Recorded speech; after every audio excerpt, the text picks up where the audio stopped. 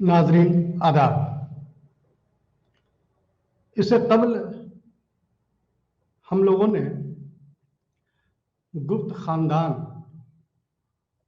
और उनकी क्या हैसियत रही थी हिंदुस्तान में और दूसरे ममालिक में, हम लोगों ने बताने की कोशिश किया है। आप जैसा कि जानते हैं कि गुप्त खानदान और मौर्य खानदान ये दोनों ऐसे हुक्मरां हुए हैं जो अपने कारकर्दगियों से हिंदुस्तान ही नहीं बर्र आज़म में एक अहम मुकाम रखते हैं। गुप्त खानदान से कबल मौर्य खानदान के बाद 500 वर्षों तक, 500 सालों तक गुप्त खानदान अमल में आई और जाहिर सी बात है कि 200 सालों तक हुकूमत करने के बाद उन्होंने एक अच्छा हुकूमत इंतज़ामिया दिया। जाहिर सी बात है कि हम लोग देखते हैं कि 319 से जिस खानदान की शुरुआत हुई थी, करीब करीब 476 तक उस खानदान करीब करीब 200 सालों तक उसने हुकूमत किया। जाहिर सी बात है कि इतने बड़े हुक्मरां के लिए इंतजामात को चलाने के लिए उसके इंतजामिया कमेटी का होना बहुत ही जरूरत थी। गुप्त खानदान ने पूरे हिंदुस्तान के करीब करीब सभी सूबों में आलीशान और एक बहुत बड़ी सल्तनत कायम की। उस इंतजाम को चलाने के लिए जाहिर सी बात है कि मरकजी इंतजामिया के साथ साथ सूबाई इंतजामिया, उसके बाद गांव, शहर और कमिश्नरी के एतबार से उन लोगों ने किस तरीके का इंतजाम किया था, यह हम लोग देखने को मिलेंगे। हम और आप जानते हैं कि गुप्त खानदान जो उसके हुक्मरां हुए, उन लोगों ने शुरुआती के दिनों में अपने लक़ब को इस तरीके से रखा कि एक आदमी उसकी हैसियत और हकीकत को समझ सकती है। जैसे इन लोगों ने अपनी हैसियत को कायम करने के लिए श्री गुप्त, जो एक जागीरदाराना हुकूमत थी, उनके पास जागीरें थी, उन्होंने भी अपने आप को महाराज कहने से, युवराज कहने से कभी गुरेज नहीं किया। इसी तरीके से गुप्त खानदानों ने अपनी अहमियत को बताने के लिए कभी युवराज, कहीं परम देवता, कहीं पर परम भट्टारक, कहीं पर महाराज धीराज, कहीं पर एकाधिकार, कहीं पर परमेश्वर, कहीं पर देवता, कहीं पर पृथ्वीपाल, कहीं पर सम्राट, कहीं पर देवता। इसका मतलब यह हुआ कि गुप्त खानदान अपनी हैसियत को मनवाने के लिए उन्होंने अपने अपने ऐसे अलकाब से, लक़ब से नवाजा जो आम लोग उसको समझ सके कि उस हुक्मरान की क्या हैसियत और हकीकत है। इसी तरीके से आप देखेंगे कि बादशाहों के जरिया उनका कहना था कि हमको जो हुकूमत करने के लिए मिली है वो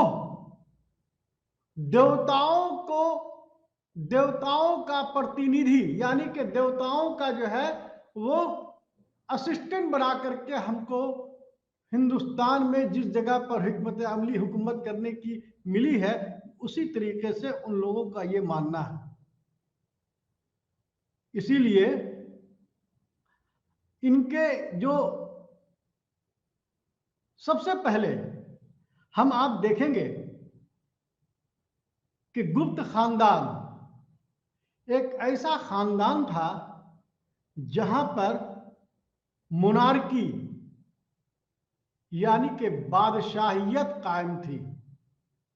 आप इससे 500 कबल आप चले जाएं और अगर हम देखें मौज खानदान के लोगों को वहां पर मोनार्की भी थे और जमहूरियत भी थी, डेमोक्रेसी भी थी। इसीलिए आप बिहार के लिच्छवी जो गणराज्य जिसे जमहूरियत कहते हैं वहां से ये अमल में आती है कि वहां जो है जमहूरियत भी थी, लेकिन आप वो जो जमहूरियत और मोनार्की में दोनों में टकराव होने के वजह कर अशोक के हुकूमत के बाद हम देखते हैं कि अशोक के जमाने ही में वो उनका जवाल पजीर होना शुरू हो गया था। लेकिन गुप्त खानदान के लोगों ने अपनी बादशाहियत को कायम रखने के लिए, इसका मतलब यह हुआ कि पावर जो था पूरे मुल्क का एक सेंट्रलाइज था, यानी कि इंतजामिया जो थी वो एक जगह थी।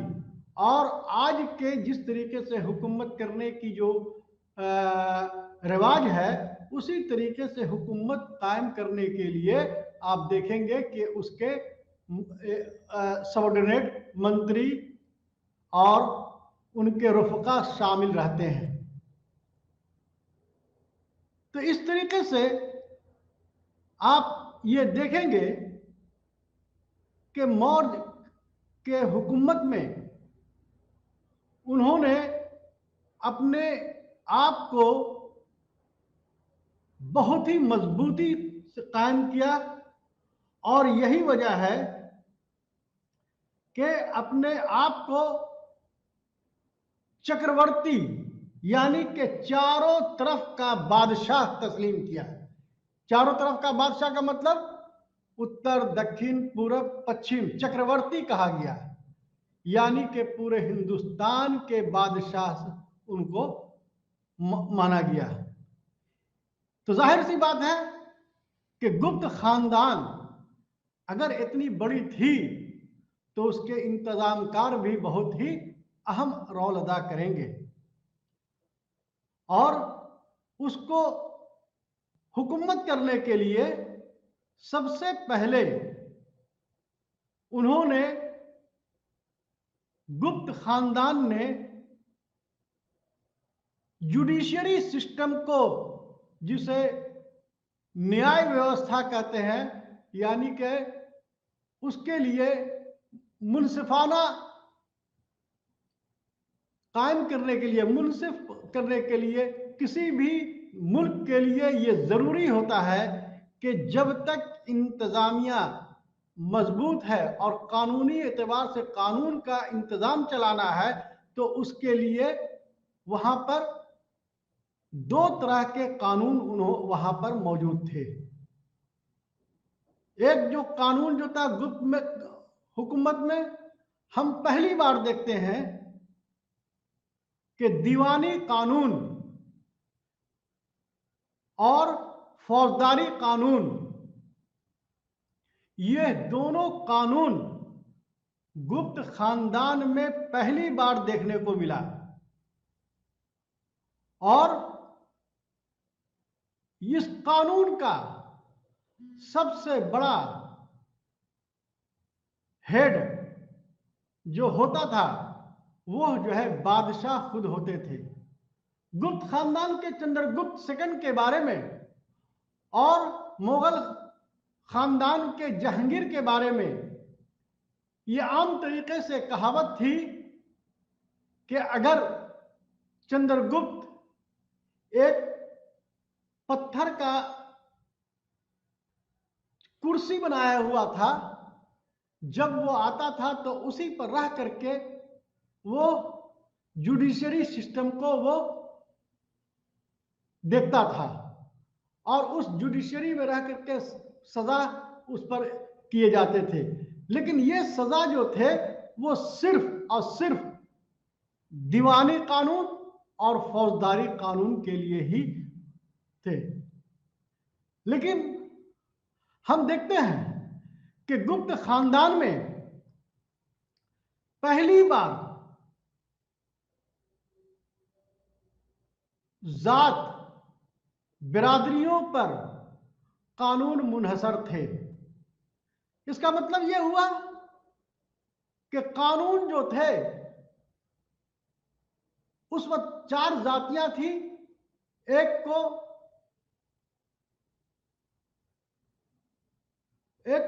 जो कहते थे अपर कास्ट, लोअर कास्ट, निम्न कास्ट, यानी कि ब्राह्मण, क्षत्रिय, वैश्य और शूद्र।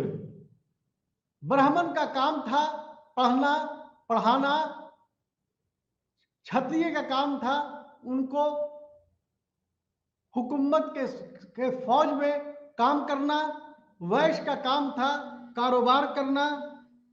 कारोबार करना और उसके बाद जो है जो शूद्र का था इन तीनों लोगों को खिदमत करना।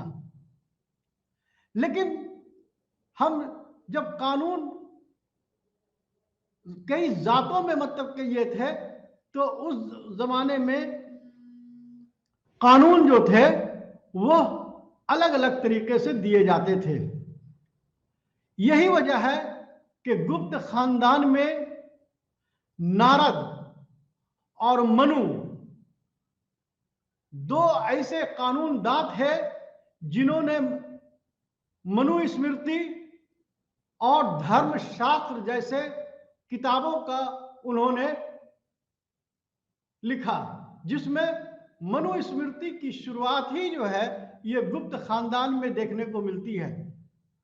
मैं आगे इस सिलसिले में और आगे मैं ये से कहना चाहूंगा, लेकिन जब हम इंतजामिया के बारे में जब हम बात कर रहे हैं तो हम ये देखेंगे कि मनुस्मृति यानी कि मनु ने जो किताब लिखी थी उसे मनुस्मृति कहा गया और नारद ने जो किताब लिखी थी उसे धर्मशास्त्र, जो ये जो ग्रंथ जो लिखे गए थे ये इपिक जो थे वो थे ब्राह्मण के जरिया लिखी गई थी, यानी कि ऊंचे जात के जरिया ही लिखी गई थी।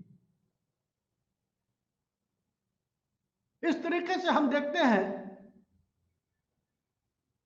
कि कानून को पेशे के एतबार से उसमें अलग अलग तरीके से बंटवारा किया गया था और यही वजह है कि एक कानून जो था वो गिल्ड, जिसको श्रेणी कहते हैं, जिसको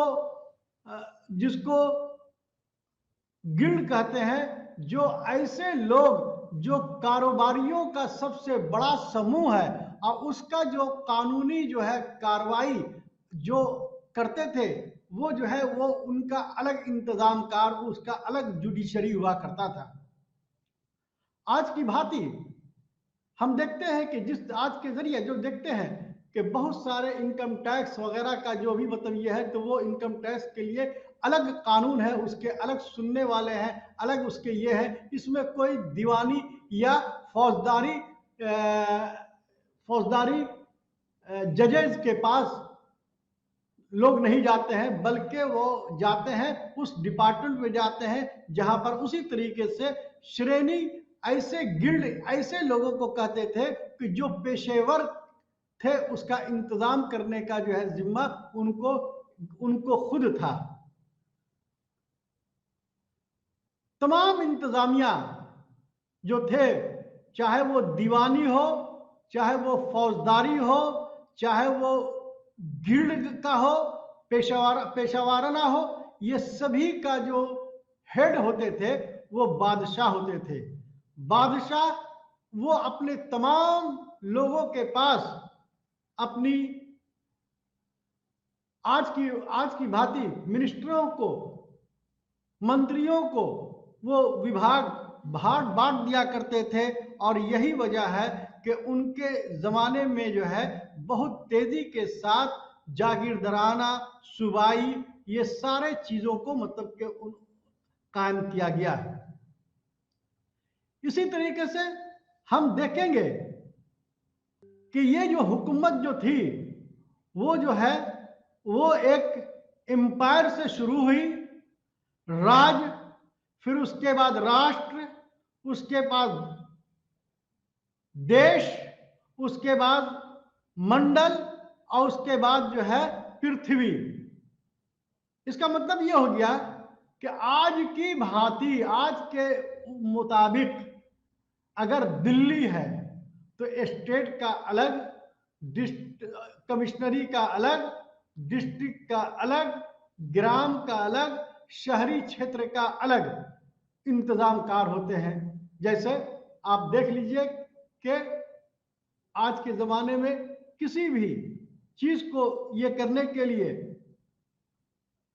जैसे फौज को चलाने के लिए उस जमाने में जो रोल होता था उसको कहा जाता था महासेनापति। आज का क्या कहलाएगा?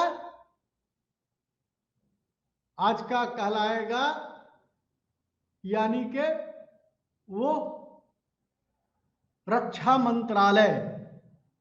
अगर कोई भी उस जमाने में आज की भांति, आज के मुताबिक जहाज वगैरह नहीं थे तो वहां पर जो है महापालीपति, जिसको उर्दू में कहते थे हाथी का फौज, यानी कि जो शख्स हाथी का सबसे बड़ा जो जिम्मेदार होगा, और वही मतलब कि उसको महापली के नाम से जाना गया। हम और आप जानते हैं कि सिकंदर आजम और चंद्रगुप्त के बीच में जो लड़ाई हुई थी, उस बीच के लड़ाई का सबसे बड़ी बात यह है कि कौटिल्य ने अपने स्ट्रेटेजी में उन्होंने ये किया कि बारिश का इंतजार करने लगे। जब वो लड़ाई जो है, जब ग्रीक के लोग यहां पर आए, भारत में लड़ने के लिए आए, तो बारिश का ये करने लगे। क्यों? कि ग्रीक के लोग जो सिकंदर आजम की जो फौज थे वो घोड़सवार थे, अब भारतीय लोग जो थे वो हाथी मतलब कि जो है ज्यादा इस्तेमाल करते थे। तो जो वो लोग के पास घोड़ा और भारतीय लोगों के पास हाथी, तो हाथी जिनके पास था वो ज्यादा देर तक नहीं ये हो सके, और चंद्रगुप्त इसी वजह कर जीत हुई। और यही वजह है कि जब चंद्रगुप्त हेलेन की जब शादी हुई चंद्रगुप्त से, तो उन्होंने 500 हाथी हिंदुस्तान से बाहर उनको ये नजराना दिया था। फिर मैं आगे ये करूं, एक घोड़सवार का एक ऑफिसर हुआ करता था, जहां पर अश्वरोही प्रकार का, अश्व माने घोड़ा, जिसको उर्दू में कहते हैं अश्व, अश्व का जो है वो जो होता था उसको भी एक कहा जाता था महासंग्राहिक। वैसे लोग जो स्टोर का, रिकॉर्ड का जो रखवाली करते थे उसे ये कहा गया। और यही वजह है कि ये लोग अपने अपने कम से कम गुप्त खानदान के इंतजामिया अमूर को चलाने के लिए 4-5 ऐसे थे, जिसको फौज, जिसको फाइनेंस, जिसको जुडिशरी, और जिसको स्टोर कीपर, और जिसको ये क्या नाम है, एम्बेसडर फॉरेन। ये 5 ऐसे चीजें थे जो बहुत ज्यादा मजबूती थी। और यही वजह है कि गुप्त खानदान ने अपने आप को हुकूमत चलाने के लिए उन्होंने एक बहुत बड़ा इंतजाम कर रखा था। दूसरी तरफ जितने भी जो राजा थे, अपनी हुकुम बादशाह अपने आप को वो देवता यानी देवता के प्रतिनिधि यानी कि असिस्टेंट मानते थे। दूसरी बात यह, जो इनके ऑफिसर्स हुआ करते थे उनको महीना तनख्वाह नहीं दिया जाता था, बल्कि उनको जमीनें दी जाती थी। और उस जमीन को देने का मकसद यह था कि वहां पर जमीन उनके कब्जे में रहते थे और वो उनको नजराना के तरीके से, उनको महानवारी के हिसाब से उनको जमीन दिया करते थे। उसके बाद जो है आप देखेंगे कि राजा का जो पहली बार बादशाह का जो लड़का होता था उसको कुमारा मात्य कहा जाता था, यानी कि राजाओं का छोटा राजा। कुमार माने होता है छोटा और मात माने होता है राजा, छोटा राजा। राजा का बाद जो जानशी हुआ करता था वो जो है उसका जानशी जो है कुमारा मात्य होता था। और ये कुमारा मात्य जो थे वो मंत्रियों से उनका डायरेक्ट वास्ता हुआ करता था। और ये कुमारा मात्य जो है वो डायरेक्ट बादशाह को पूरे सूरत हाल जो है वो बताया करते थे। ये कुमारा मात्य का जो है वो सूबा में, प्रांतों में उसकी हुकूमत चलती थी। जैसे बिहार का स्टेट हो गया तो वो स्टेट में होती थी, और सेंट्रल में आज जो है सेंट्रल का अलग होता है। तो पूरे जो सेंट्रल का जो है मालिक जो है वो बादशाह होता था, और उसके सूबा का जो मालिक होता था वो कुमारा मात्य होता था। उसके बाद कुमारा मात्य के बाद जिसके पास उनके ये नहीं हुआ करते थे उसको गवर्नर के रूप में नियुक्ति की जाती थी, और उनको नकद भुगतान किया जाता था। कहीं कहीं पर इनका जिक्र है कि गवर्नर को करीब करीब 85,000 पन, यानी कि आज का रुपया को उस जमाने में पन कहा जाता था। और यही वजह है कि उस वक्त जो है रुपये की कीमत वो जो है बहुत ज्यादा हो गई थी। उसके इंतजामिया में केंद्रीय यानी कि सेंट्रल एडमिनिस्ट्रेशन में एक व्यक्ति, एक शख्स कई पदों पर रह सकता था। और जो हुकूमतें जो होती थी वो खानदानी हुआ करती थी, और जो ऊंचे पद पर यानी कि जो सबसे ऊंचा जो ये ऑफिसर जो होता था वो बादशाह के ही खानदान का लोग ज्यादा रहा करता था। हमने आपको पहले बताया कि वहां पर कुछ टर्मिनोलॉजी ऐसे आए हैं जिसके बारे में महासंधि विग्रह, महासंधि विग्रह यानी कि ये काम आज का एम्बेसडर, इसका मतलब ये हो गया कि फॉरेन मिनिस्टर की हैसियत होती थी। ये क्यों जरूरी थी? इसलिए कि जब दो राजाओं के बीच में ताल्लुकात जब अच्छे नहीं होते थे तो वो जो राजा जो था वो संधि के जरिया एक दूसरे के राय मशवरे से जो उस वक्त का जो ऑफिसर होता था उसको कहते थे संधि कराने वाला, दोस्ती कराने वाला। उसी तरीके से महादंड नायक, महादंड नायक की हैसियत आज की चीफ जस्टिस की है, यानी कि ये भी वह उस जमाने का जो है एक बहुत बड़ा ये हुआ करता था जिसे कहा जाता था महादंड नायक। उसी तरीके से आप अगर देख लीजिए तो आपको समझ महासेनापति यानी कि सेना का सबसे ऊंचा ऑफिसर, महापीलीपति जिसका मतलब यह हो गया कि हाथी का सवार यानी हाथी का चलाने वाला सबसे बड़ा ऑफिसर। महाअश्वपति जो जो घोड़े को चलाने वाला जो सबसे बड़ा ऑफिसर होता है, जिस तरीके से आज का जो है ये जो ये क्या कहते हैं महासेनापति जो होता है, उसी तरीके महासंधि विग्रह युद्ध के मौके पर शांति बहाल करने वाले को महासंधि विग्राहिक कहा गया। उसके बाद जो है आप देखेंगे कि विनय स्थिति स्थापक ऐसे ऑफिसर जो धार्मिक मामलों को अच्छे तरीके से देखता था। अब हम आपको ये कोशिश करेंगे कि ये जो एडमिनिस्ट्रेशन जो थे, वो एडमिनिस्ट्रेशन को चलाने के लिए हुकूमत जो है वो अपनी पूरी तरीके से मतलब कि वो चलाता था, लेकिन उसमें सबसे बड़ी खूबी की बात ये थी कि ये सारे जो है प्रांतों में, स्टेटों में वो उसको भी अलग अलग किया हुआ था।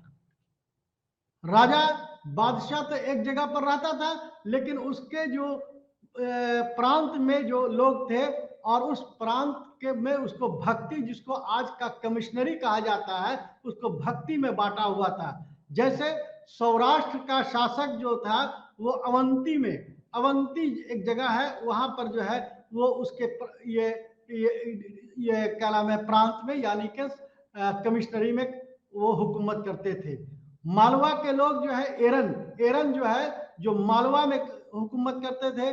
उसी तरीके से तीर भुक्ति जो उत्तरी बिहार में जो ये जो थे गणराज ये भक्ति में ये करते थे। उसी तरीके से उत्तरी बंगाल में पंडुवर्धन और उसके बाद वर्धमान उत्तरी बंगाल और मगध के क्षेत्रों में जो है मगध के क्षेत्र में पश्चिमी बंगाल के मतलब के जो लोग जो है वो ये करते थे। इसी तरीके से अगर हम आपको देखें तो हम ये देखेंगे कि जो प्रांतीय शासक के जमाने में जो यानी कि जो कुमारामात्य जो हुआ करते थे, राजा की बादशाह का जो साहबजादे हुआ करते थे, उस साहबजादे में आप अगर देखेंगे तो आपको ये समझ में आएगा कि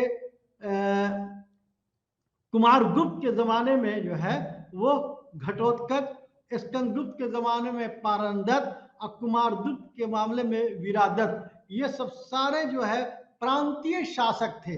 यानी कि चंद्रगुप्त आप देखेंगे, फिर आपको मतलब मैं रोशनी में डालना चाहूंगा कि जो प्रांतीय जो शासक जो थे, जिस तरीके से समुद्रगुप्त और चंद्रगुप्त सेकंड के बीच में जो रामगुप्त का जो तवारीख जो हम और आप जो है जो ये करते हैं, उसमें आप ये देखेंगे ध्रुव देवी के जरिया जो है जो चंद्रगुप्त सेकंड जो है का जो है जो एक जगह पर प्रांतीय शासन कर रहे थे। इसी तरीके से फौज का इंतजामिया के लिए जो है राजा जो है सेना का सबसे बड़ा ऑफिसर हुआ करता था, जिसको परम भट्टारक कहते थे।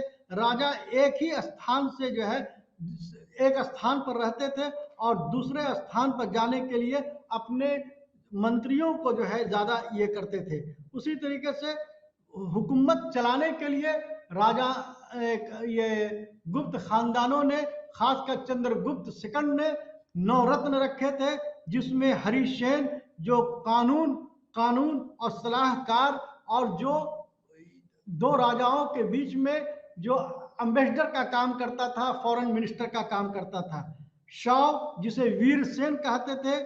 उसके बाद शिखर स्वामी मंत्री कुमार अमात्य थे जो राजा के जो है बेटे हुआ करते थे। उसके अलावा पृथ्वी सेन, ये सब सारे ऐसे जो इंतजामिया के जो थे वो हुकूमत चलाने के लिए उनको ये करते थे। इंतजामिया को चलाने के लिए सूबाई इंतजाम भी किया गया था, जो एक प्रांत को दूसरे प्रांत से जो है दूसरे नियंत्रण रखने के लिए जो एक दूसरे से मिलाने के लिए किया जाता था। चूंकि प्रांत जो है वो जो है पूरे सूबाई में जो है ये करते थे, उसी तरीके से वो सारी चीजों को ये सूबाई को उन्होंने जो है नगर शासन में अपना ये किया था और नगर को गांव का इंतजामिया किया था और गांव वाले लोग जो है वो एक मंडल के रूप में जो है ये करते थे। जिस तरीके से आज के हुकूमत में हम देखते हैं कि सेंट्रल, सूबाई, ये कमिश्नरी, डिस्ट्रिक्ट और गांव का इंतजामिया और नगर का इंतजामिया ठीक उसी तरीके से गुप्त खानदान में भी इस तरीके का इंतजामिया था। पुलिस महकमा उसके सूरत में जो हैसियत हासिल थी वो जो है उसे रक्षित कहा जाता था, जिसे भाट कहा जाता था, जिसे चाट कहा जाता था। यानी कि जो उस जमाने में जो पुलिस महकमा की सबसे बड़ी जो ये जैसे आज की स्थिति में जो है वो एसपी का हैसियत रखती है, उसी तरीके से खुफिया तंत्र को चलाने के लिए स्पाइनेज सिस्टम बहुत ही मजबूत हुआ करते थे। ये सारी चीजों की जानकारी हमें फाहियान से और हुएनसांग चीनी यात्रियों ने जो है अपनी बातों में ये कहा है। कानूनी महकमा को बहुत मजबूत बादशाह उसका मालिक होता था।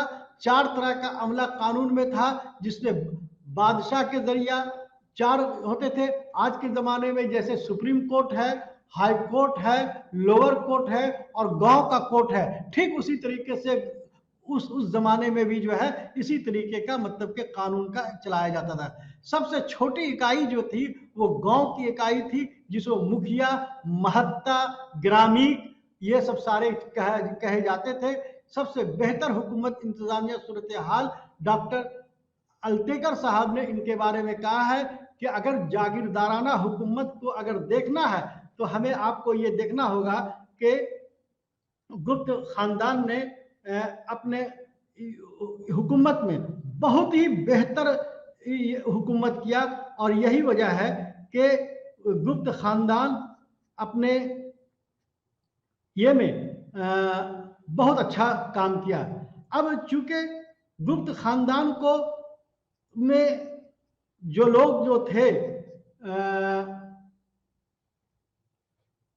जो तवारीखदानों के नजरिए में गुप्त खानदान ने क्या कहा है और क्यों इसके बारे में यह है, मैं एक आपको इसके सामने इनका एक बात मैं बताना चाहूंगा ताकि इससे आपको ये समझ में आए कि एक आम आदमी जो बात कहे उसको हम कैसे समझें। इसके लिए सबसे बड़ी बात यह है कि आर.एस. मजमूदार साहब अपने किताब में कहते हैं कि Gupta age has been described in rapturous terms as a golden age, the classical period of Indian history, etc., and fully does it deserve the application. It was during this period that India intellect reached in high watermarks in the most branches of the science, literature and culture and civilization reached a unique stage of development in which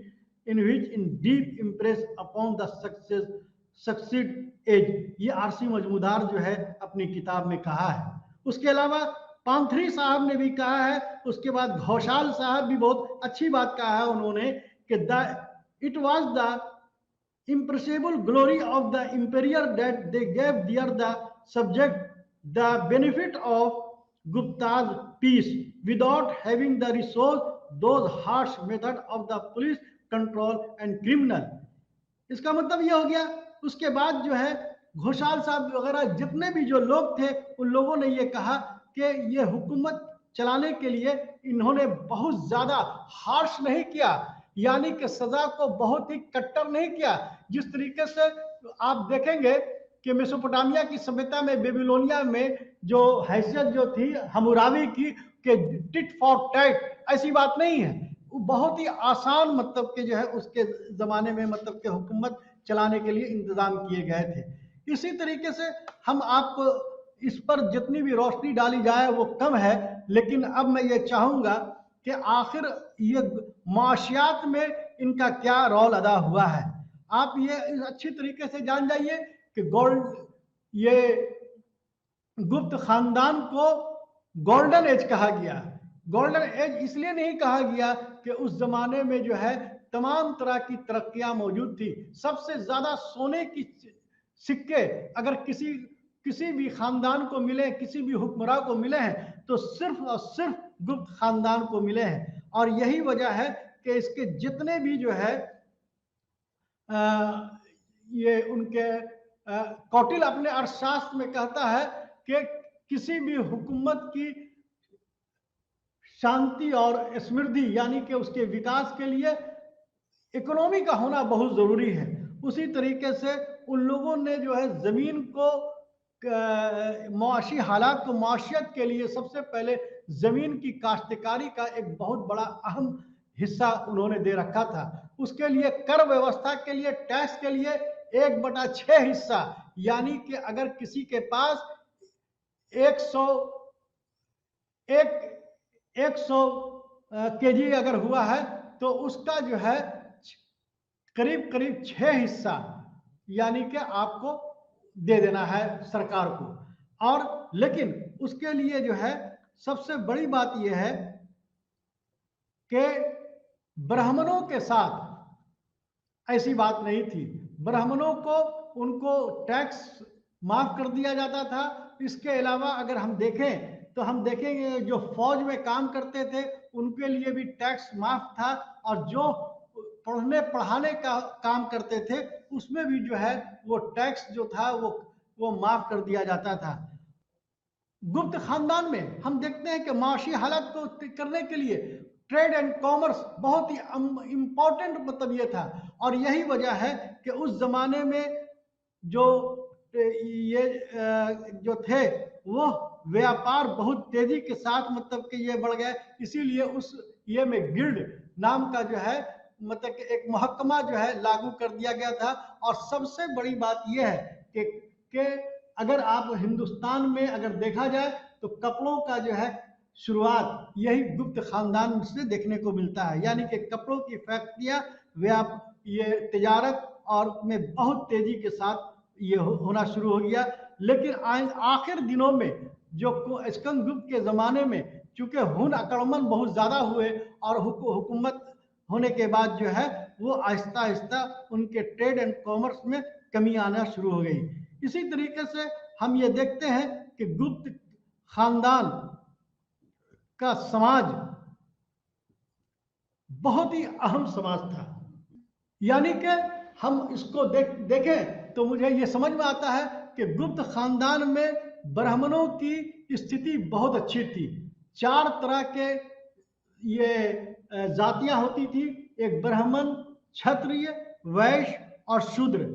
लेकिन समाज में जितने भी जो हुक्मरां हुए हैं वो बहुत ही सभी मजहबों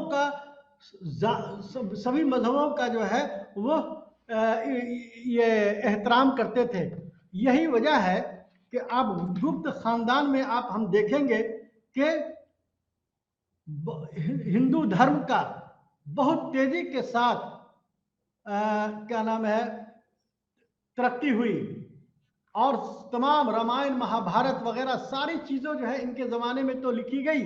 लेकिन गुप्त खानदान वालों ने बौद्ध धर्म को बहुत तेजी के साथ उन्होंने ये किया। यही वजह है कि कुमारगुप्त ने ये उन्होंने क्या नाम है ये किया, नालंदा महाविहार खोला। उसके बाद हम देखेंगे कि गुप्त खानदान में जो है सोने के लिए जो है सोने के अब बहुत ज्यादा ये था, और यही वजह है कि सबसे बड़ी बात यह है कि औरतों की स्थिति जो है गुप्त खानदान में औरों के मुकाबले में और हुकूमत के मुकाबले में अच्छी हो गई थी। इसका मतलब यह हो गया कि माँ बाप के जायदाद में औरतों को नहीं दिया जाता था। शादी ब्याह के मौके पर जो उन्हें मिल जाता था वो उसे रख लिया करते थे। इसी तरीके से आप देख लीजिएगा कि सती प्रथा का जो है वो शुरुआत करीब करीब हो चुकी थी सती प्रथा का। अब ये सती प्रथा का जो हुआ था, शुरुआत हुई थी, उसको हमको पता लगाने के लिए हमको भानुगुप्त का जो एलन अभिलेख है, इंस्क्रिप्शन है, जो मध्य प्रदेश से मिला है, उससे ये पता चलता है कि उस जमाने में औरतों की हालत में सुधार हुई और वालिद और उसके खामिन यानी कि हस्बैंड के तरफ से उसको जायदाद में उसको हिस्सा नहीं दी जाती थी। लेकिन ब्राह्मणों को नारद स्मृति और मनु स्मृति का जो है कोई विशेष अधिकार नहीं मिले थे। यानी कि जो दो बहुत अहम जो है जो धर्मशास्त्र लिखे गए थे, जिसको नारद और मनु स्मृति लिखा था, उस वक्त उसको लागू कर दिया गया था। शूद्रों की हालात बहुत अच्छी नहीं थी, यानी कि शूद्र भी जो थे, यानी कि वो जो है सब शूद्र में, सब जाति में बट गए थे, जिसको चंडाल कहा जाता था। शूद्र जो है वो कभी गांव में नहीं रहते थे, उनको जो है चंडाल को उनको बहुत हीच निगाह से देखा जाता था, जिनको गोश्त वगैरह जो है का कारोबार यही शूद्र किया करते थे और ये चंडाल उसका मदद करते थे। लेकिन हम देखते हैं कि 6ठी और 7वीं शताब्दी में जो शूद्र जो खेती बाड़ी करने की इजाजत उनके हासिल नहीं थी, लेकिन हम ये देखते हैं कि उनको 7वीं शताब्दी में जो है शूद्रों की स्थिति अच्छी हो गई।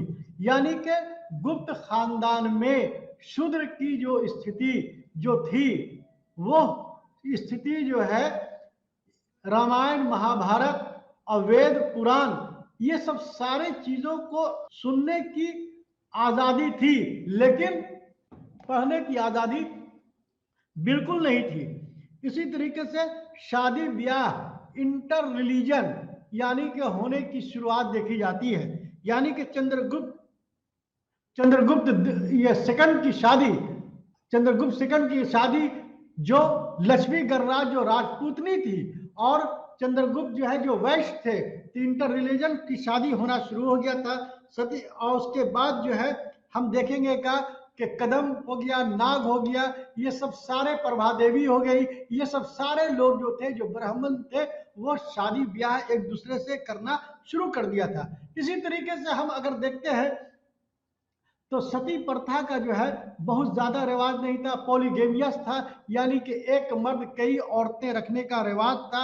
शादी के लिए मनु स्मृति ने कहा है, मनु में कहा गया है कि 8 से लेकर 9 बरस के बाद ही लोगों की शादी, फिर बाद में 14 बरस तक शादी करने का इजाजत हो गया। इसी तरीके से जो है अछूतों को बाहर रखना पड़ता था और औरतों की हैसियत काफी जो है मजबूत हो चुकी थी। इसीलिए हम देखते हैं सब कास्ट का रिवाज कायम हो गया था। यानी कि अगर ब्राह्मण, क्षत्रिय, वैश्य और शूद्र थे तो चंडाल भी एक शूद्र का दूसरा सब कास्ट था। और ये दोनों शूद्र होने के बावजूद सबसे बड़ी बात यह है कि दोनों में बड़ी नाइत्तेफाकी हुआ करती थी। जो आज की भांति जो आज जो समाज में देखते हैं कि एक जात दूसरे जात को देखना पसंद नहीं करता है, आज जितने भी केस मुकदमा देखेंगे तो अपने धर्म, अपने जात से ज्यादा लोगों को जो होता है। इसी तरीके से गुप्त खानदान में हम ये 4वीं शताब्दी में भी हम देखते हैं कि शूद्र भी जो है अपनी हैसियत को मनवाने के लिए, अपनी हैसियत को मनवाने के लिए और अपने वर्चस्व को बढ़ाने के लिए एक दूसरे के ऊपर हमलावर हुआ करते थे। इसी तरीके से हम देखते हैं कि राजपूत जो थे, जो ब्राह्मण जो थे, वो तो क्या नाम है मजहबी किताबों को पढ़ाने का काम रह गए। राजपूत जो हुए वो फौज में अपना जो है वो आए। यही वजह है कि शक हो गया, हुन हो गया, जाति जितनी भी आ गया, कुषाण जाति जो हुए, ये सब सारे लोग जो विदेशी थे, गैर मुल्की थे, इन लोगों ने उनको राजपूतों को अपने फौज में रखना शुरू कर दिया। और यही वजह है कि क्षत्रिय लोग जो है इसमें जो 36 क्या नाम है खानदानों में इन लोगों को बांट दिया गया। और यही वजह है कि 36 कुल में जो है सब कास्ट में हम देखते हैं। उसी तरीके से गुप्त खानदान में माशी हालत बहुत ही अच्छी थी, गैर मुल्की कारोबार बहुत कम हो गया। उसके 3 वजूहात, उनके 3 वजूहात में एक तो हो गया कि हिंद आक्रमण हुआ, उसके बाद क्या हुआ कि इकोनॉमी में जो है फ्लोरिश होना कम हो गया। तीसरी बात यह हुआ कि जमीन जो राजा जो ब्राह्मणों को दिया करते थे, जो सेनापति फौज को दिया करते थे, वो लोग जो है ये इसका टैक्स नहीं दिया करते थे। जमीन एक जगह एक जगह रहती थी और उसका जो है जो जमीन कमती गई और आवाम जो है लोगों की आबादी बढ़ती चली गई, इसलिए जो है वहां से मुआशी हालात बहुत ही जो है कमी होने लगी। उज्जैन के जो ट्रेडर्स हुआ करते थे वो जो है सभी की जगह पर जो है वो सभी मशहूर हुआ करते थे, इसलिए कि वहां जो है वो उसकी राजधानी हुआ करती थी।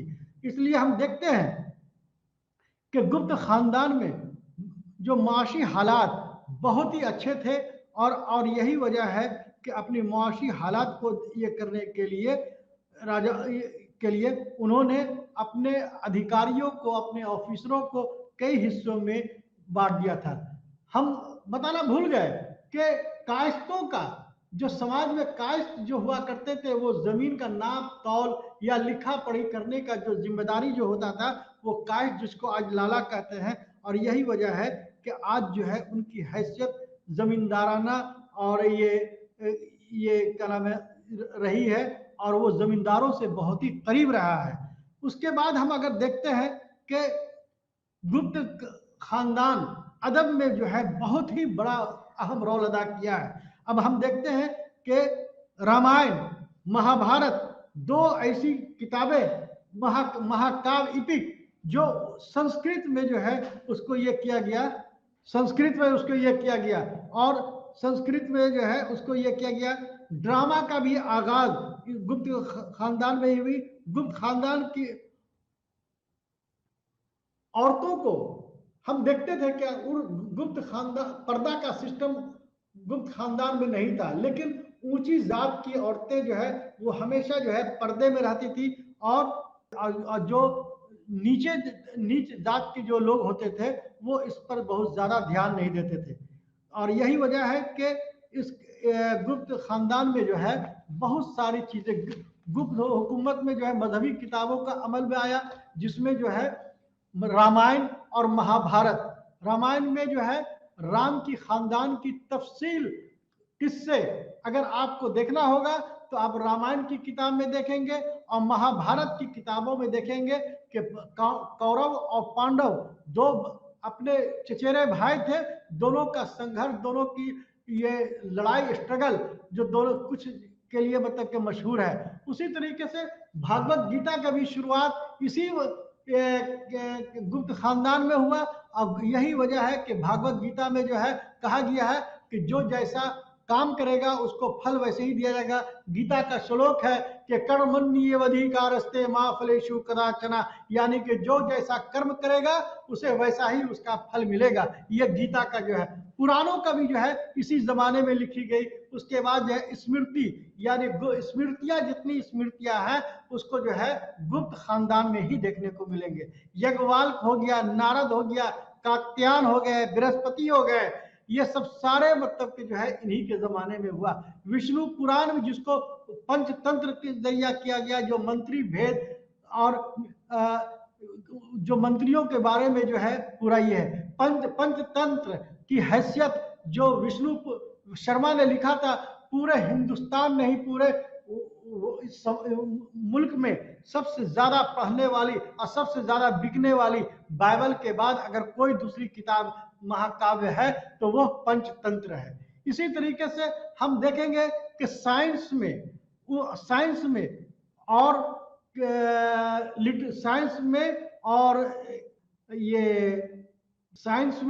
और डॉक्टर में क्या नाम है, ये मेडिकल के ये में बहुत बड़ा इन्होंने जो है काम किया है। और यही वजह है कि साइंस के लिए जो ज्योग्राफी का जो है, जो खगोल शास्त्र जिसको फलक्यात, और मिहिर एस्ट्रोलॉजी के लिए बृहद संहिता जिसको कहते हैं, ये सारी चीजें जो है वराह महिर के जरिया जो है लिखी गई थी, जिसको वराह संहिता कहते हैं। वराह संहिता जो एस्ट्रोलॉजी की बहुत अच्छी किताब मतलब कि ये है, जो एनवायरमेंटल ज़ाब्ता अखलाक के लिए बहुत अच्छा है, जो आबो हवा के लिए बहुत अच्छा है। ये सारी किताबें जो वाल्मीकि ने किया था। आर्यभट्ट को अगर हम देखते हैं तो हमको ये पाते हैं कि आर्यभट्ट ने हिसाब का जो जीरो का जी शुरुआत यानी कि फाउंडर वो इसी बिहार के ये त्रेगना जगह पर है जो जहां पर जीरो का जो है ये हुआ। जमीन सूरज की तरफ चारों तरफ घूमती है, ये सारी बातों का जो है आर्यभट्ट ने ही बताया था। कुछ साइंसदानों ने बताया कि जमीन जो बहुत सारी ऐसी चीजें जो जीरो के बगैर अमल में नहीं आती, हिसाब में ये पूरी इस आर्यभट्ट का ये किया हुआ है।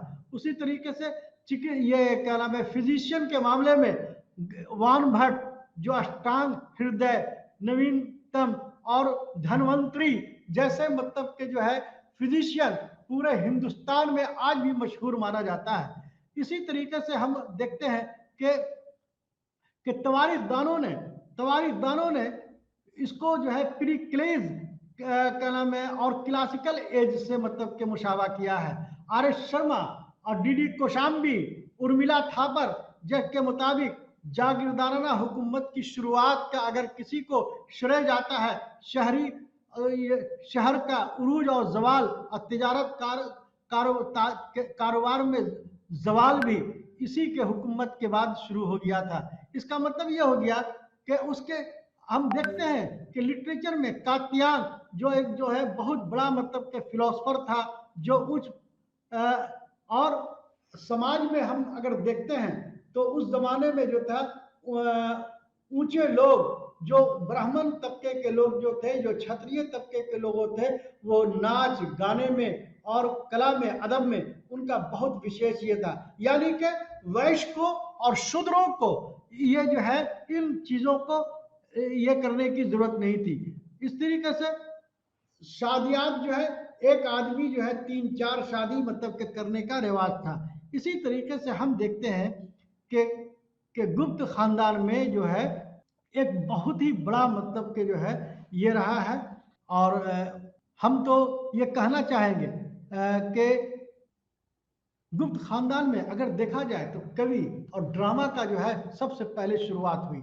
इसीलिए जो है महाकवि जो है, महाकवि के जिसको जो है शायरों का शायर कहा गया है, जिसको कहा गया है सौपन वादिता, चारुदत्त, पंचतंत्र, दूत वाक्य, बाल चरित्र, अभिषेक। नाज़रीन, चूंकि ये सब सारे ऐसी किताबें हैं जो हिंदी में लिखी गई हैं और संस्कृत में लिखी गई हैं, चूंकि चंद्रगुप्त खानदान संस्कृति के लिए और हिंदी को फरोग देने का एक अहम मतलब के जो है ये जमाना कहा जाता है, इसीलिए उसका उर्दू होना बड़ा मुश्किल है। लेकिन इतनी बात जरूर है कि महाकवि भाट ने 13 तरह का नाटक लिखा, कवि शूद्रक ने मच्छुकट्टयम लिखा, विशाखा दत्त ने मुद्रा राक्षस लिखा, कवि भारती ने किरातजुम लिखा, कवि भट्टी ने रावण युद्ध लिखा, विष्णु शर्मा ने